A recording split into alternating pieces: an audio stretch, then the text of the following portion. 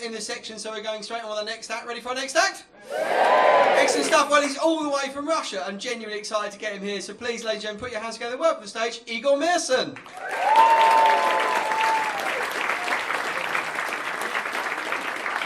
Hello, potential enemies. Hello.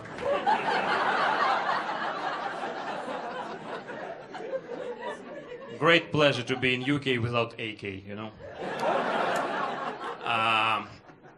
Look, first of all, before I start, I want to be sorry about my English. My English is really awful, but I have a reason, okay? I have an excuse. I'm 32, so I learned English in the times of Soviet Union. And the only phrase in English that I learned in a primary school was, "Tell me the truth, motherfucker, or you will die in Siberian forests."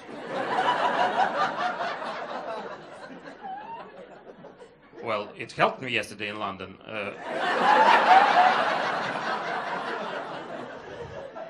In a corner shop, you know.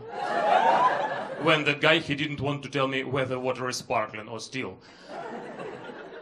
I said, "Tell me the truth, motherfucker, or you will die." And he said, "Sparkling, sparkling. The water is sparkling, comrade." He was from Poland. Now he's my best friend. Not a friend, my best comrade in London. Yeah. But to be honest, I've studied English for 10 years at school, then for 5 years at university, and only then I met a real person from Britain and didn't understand a word. Yeah, that's true, because it was easy to understand our teachers. Our teachers were Russians. You know how Russians speak English, yeah? Something like, "Ivan, go to the corridor and bring me that rat. That rat is my dinner for today." This is Russian English, eh? Quite similar to English from Liverpool. Yeah, I don't know why. I don't know why this is true. Do you know John Bishop?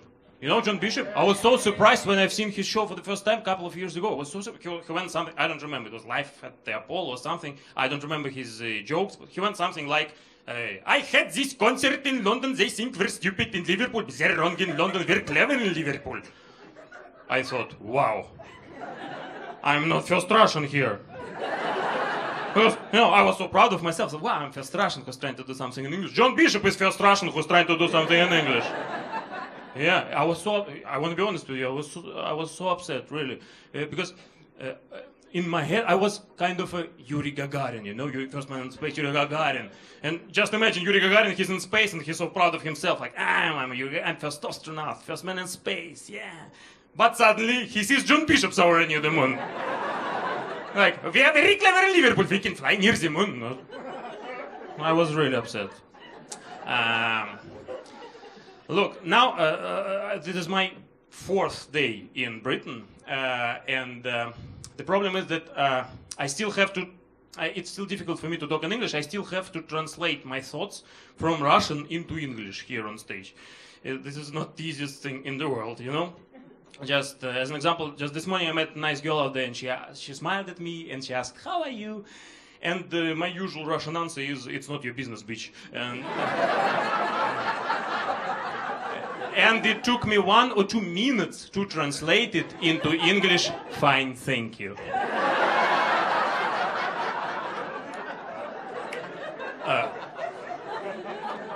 But these answers are similar, in fact. Yeah?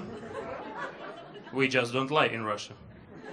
You hear when you say "fine, thank you," you mean the same, what I did. Nobody's fine. It's just stupid Western polite things like, "How are you? How are you?" Oh, lovely stuff. All these meaningless words, you know? "Oh, such a shame." Well, yes, such a shame. And what?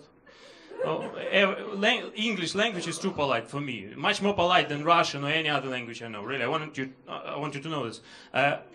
And I think that this polite stuff in your language, this is your problem. I think that you're ready to fail. Yeah, just think about that. You're ready to fail. How you say it? For example, how you say it? "Can I get a spoon?" You see, there is a chance you won't get a spoon. In Russia, we say, "Give me a spoon." Or even "spoon." This is how it works, okay? Confident people should do like that. "Spoon! Crimea!" we have polite people too in Russia. They say, give me a spoon, now! Saying when you want it exactly is a polite thing, isn't it? And you have a lot of unnecessary things in English language too. Just a couple of days ago in London, I met one guy in London. He helped me to move a table in a restaurant, and I said, "Thank you." And he said, "Easy peasy lemon squeezy."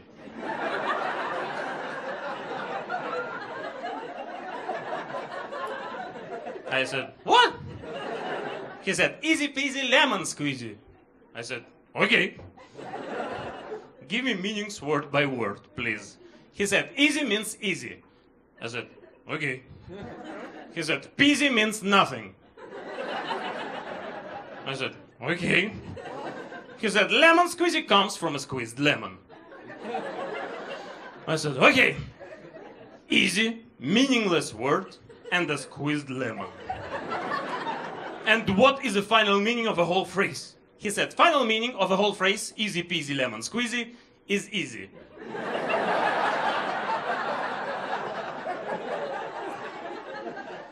You have a lot of free time here in Britain.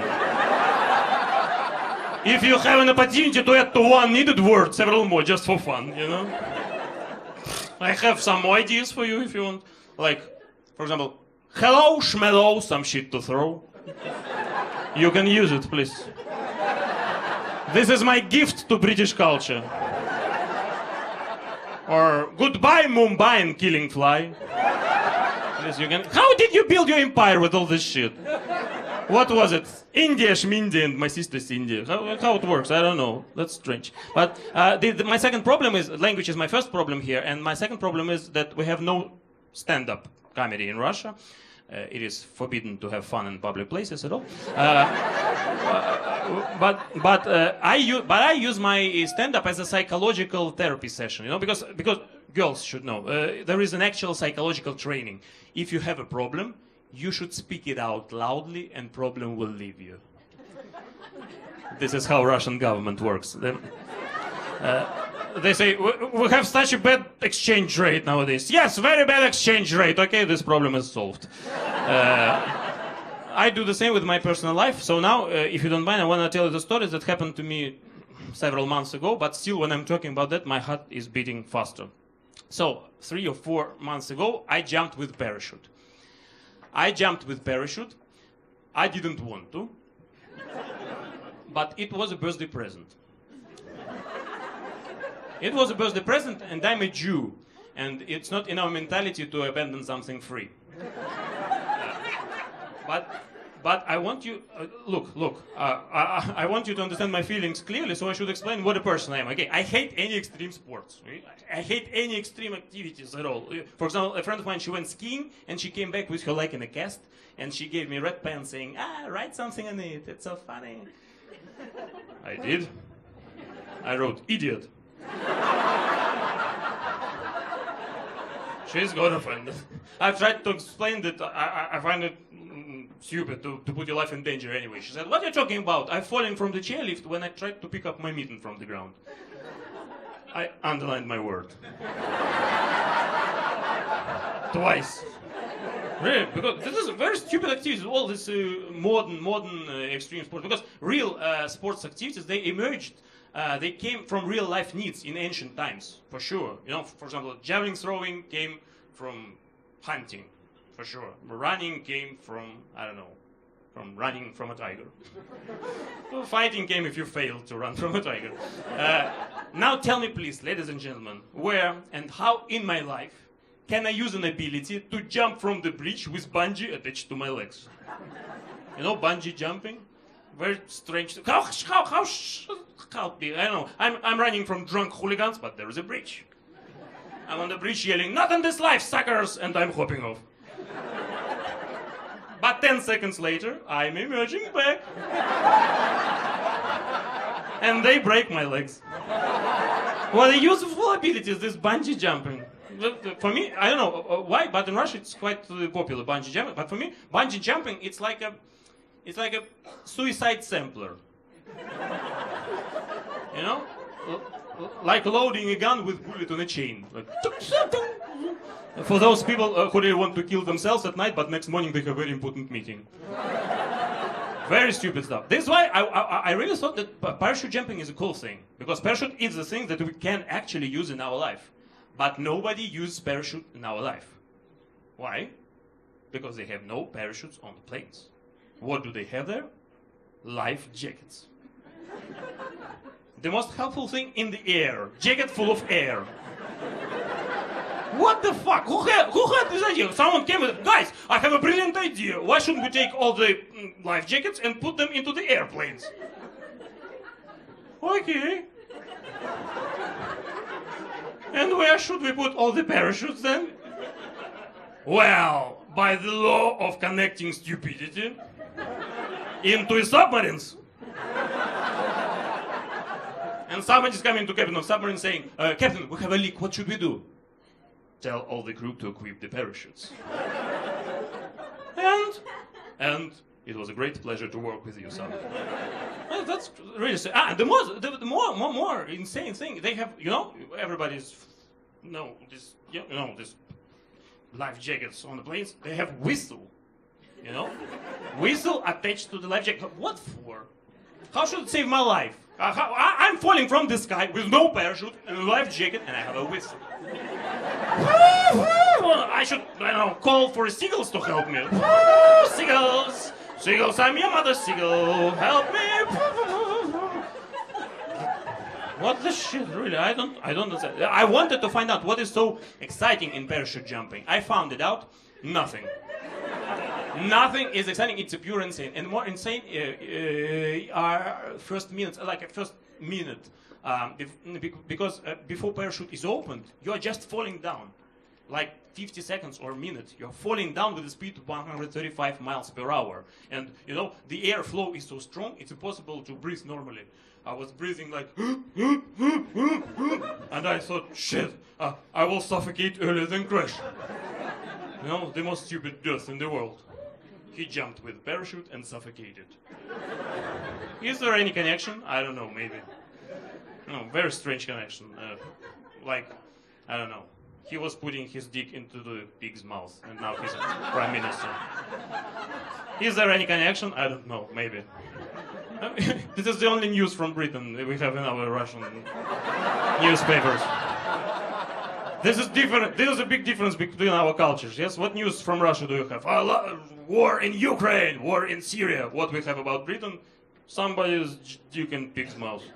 That's a big difference, I think. But I want you to know, look, as I'm a representative of my country and I'm proud to be Russian, I want you to know one very important thing.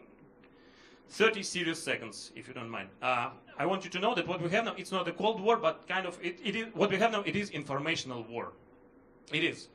And I want you to remember that all the information you have in your newspapers and on your television, it's only half of the truth. This is how informational war works. And on our side, what we have in our newspapers and on our television, it is only half of the truth,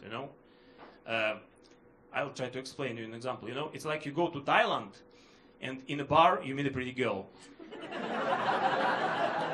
But it's only half of the truth. And when you know the truth, it could be late for you, I don't want all these strange international relations to be late for us, ladies and gentlemen. Please, remember that we have no borders, at least in our hearts. Thank you very much for your attention. Lovely audience. Igor Meerson, for you especially.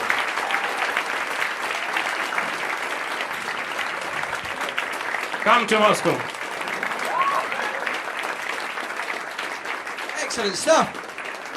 I reckon probably the best Russian native act in the Brighton circuit right now. So well, we've got a brilliant interval coming up. Well, I don't know, it depends on what you do with it, I suppose. But then after that, we've got a brilliant final act. But can we hear it one more time, please? The two acts we saw, who were Tom Short and Igor Meerson. Thank you.